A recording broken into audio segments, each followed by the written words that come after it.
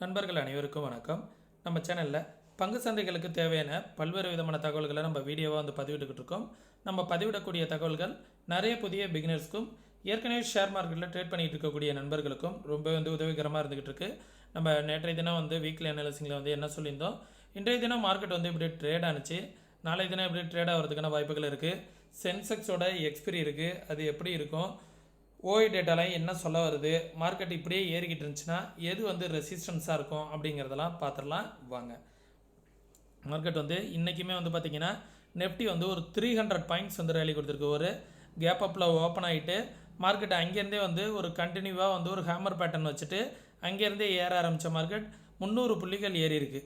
1.32% பார்த்திங்கன்னா Nifty, 2.20% bank Nifty, Sensex 1.36%, fin Nifty 1.40%, இது எல்லாமே ஏறி இருக்குது நண்பர்களே. இப்போ பார்த்தோம் அப்படின்னா இமிடியட் ரெசிஸ்டன்ஸ் இனிமேல் 23,800 தான்.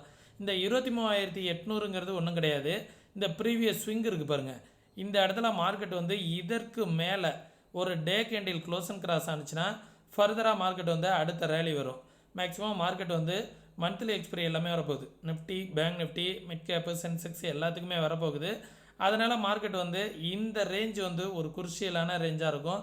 இந்த ரேஞ்சுக்கு மேலே மந்த்லி கேண்டிலும் வீக்லி கேண்டில், டே கேண்டில்லாம் க்ளோஸ் ஆனிச்சு அப்படின்னா ஃபர்தராக மார்க்கெட் அடுத்த லெவலுக்கு போகும்.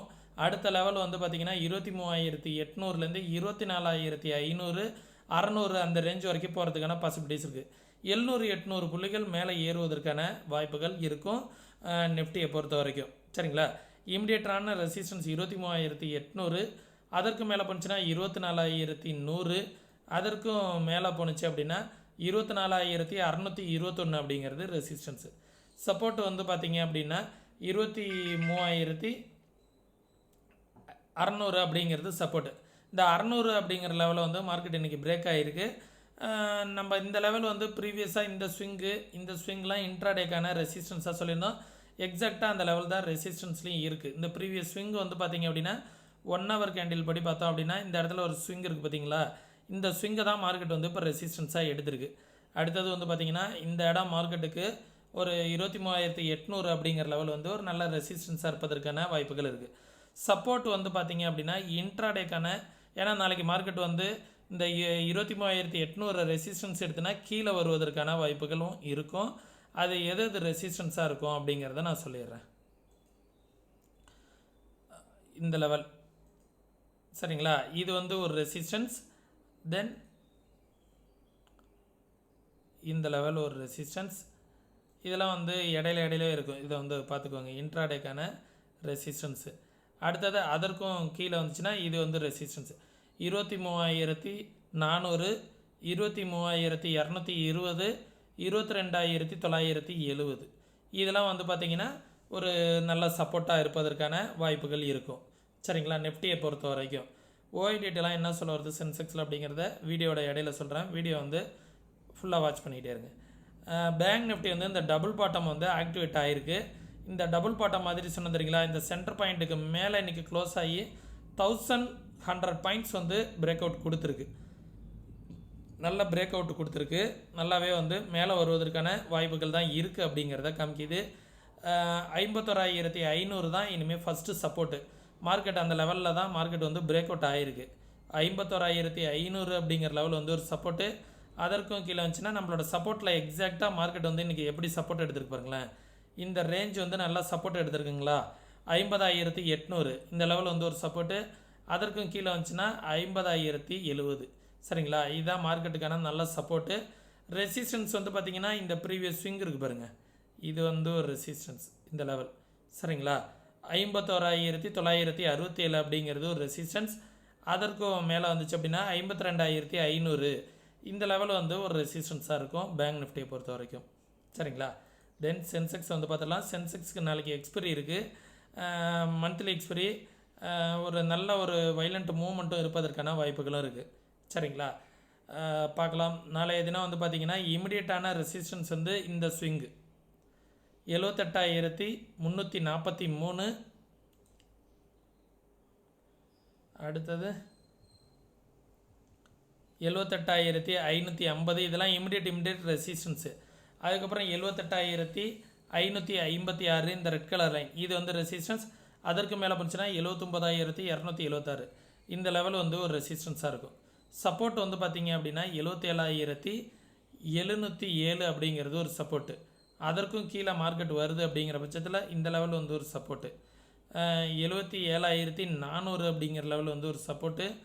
அதற்கும் கீழே வந்துச்சு அப்படின்னா 76,762 இந்த ரேஞ்ச் வந்து ஒரு சப்போர்ட்டாக இருக்கும். இது இன்ட்ராடேக்கான சப்போர்ட் அண்ட் ரெசிஸ்டன்ஸு.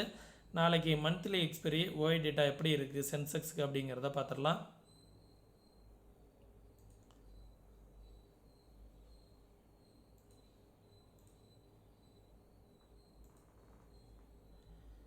இப்போ மார்க்கெட் முடிஞ்சிருக்கிறது வந்து பார்த்திங்கன்னா 78,000 முடிஞ்சிருக்கு. 78,000 ரேஞ்சில் வந்து பார்த்திங்கன்னா கால் அண்ட் புட்டில் ஈக்குவல் ஓஐ டேட்டா வந்து பில்ட் ஆகிருக்கு. இந்த ஈக்குவல் ஓஐ டேட்டா வந்து நாளைய தினம் பார்க்கணும். இந்த ரெட் கலர் லைன் வந்து இன்க்ரீஸ் ஆச்சு அப்படின்னா 78,000ங்கிறது சப்போர்ட்டாக மாறிடும்.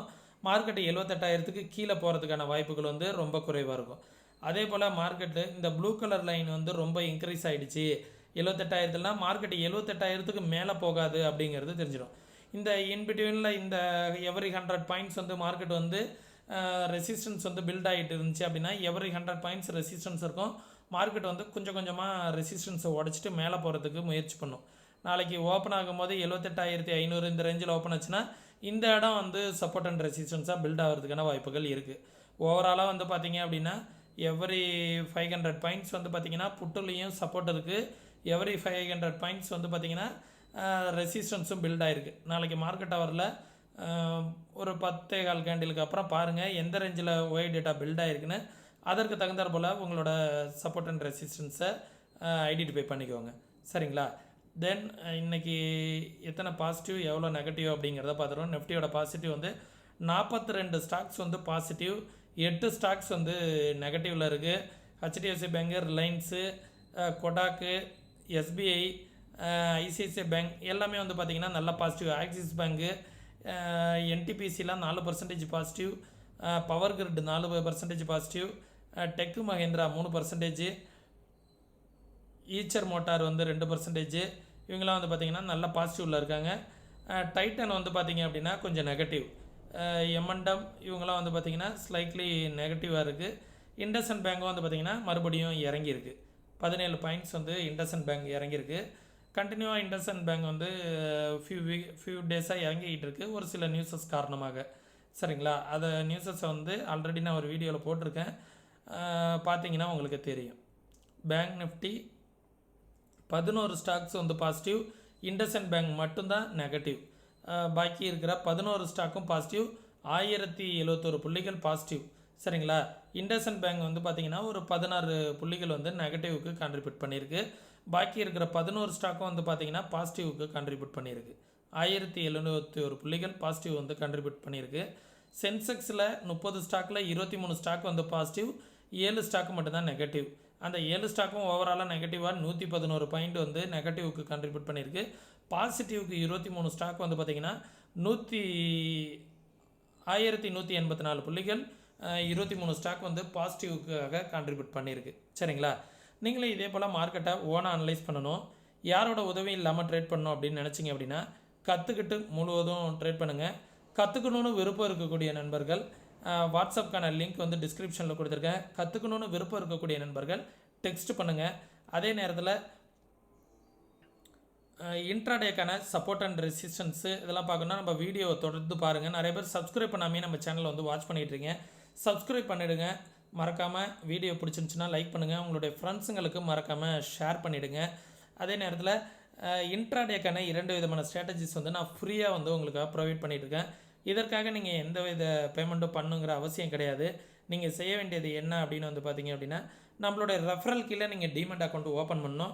நம்ம ரெஃபரல் கீழே டிமெண்ட் அக்கௌண்ட் ஓப்பன் பண்ணிவிட்டு உங்களோட கிளைண்ட் ஐடியை வந்து எனக்கு சென்ட் பண்ணிங்க அப்படின்னா அந்த கிளாஸஸ் வந்து அக்சஸ் வந்து ஃப்ரீயாகவே உங்களுக்கு கிடச்சிடும். சரிங்களா? விருப்பம் இருக்கக்கூடிய நண்பர்கள் டிஸ்கிரிப்ஷனில் உள்ள லிங்கை பயன்படுத்தி டிமெண்ட் அக்கௌண்ட் வந்து ஓப்பன் பண்ணிக்கோங்க. நம்ம சொல்லக்கூடிய தகவல்கள் அனைத்தும் அப்படியே நடக்கணுங்கிற அவசியம் கிடையாது. நடக்காமல் போகிறதுக்கான வாய்ப்புகளும் நிறையா இருக்குது. சரிங்களா? இது எல்லாமே என்னோட தனிப்பட்ட வியூ தான். நீங்களும் மார்க்கெட்டை ஓனாக அனலைஸ் பண்ணி பாருங்கள். அனலைஸ் பண்ணி பார்த்துட்டு இன்வெஸ்ட்மெண்ட் பண்ணுறதுக்கு முன்னாடி உங்களோட ஃபினான்ஷியல் அட்வைசர்கிட்ட ஒரு டைம் வந்து கன்சல்ட் பண்ணிக்கோங்க. ஓகே, மீண்டும் இன்னொரு இது போன்ற பயனுள்ள வீடியோவில் சந்திக்கும் வரை தொடர்ந்து இணைந்திருங்கள். நன்றி, வணக்கம்.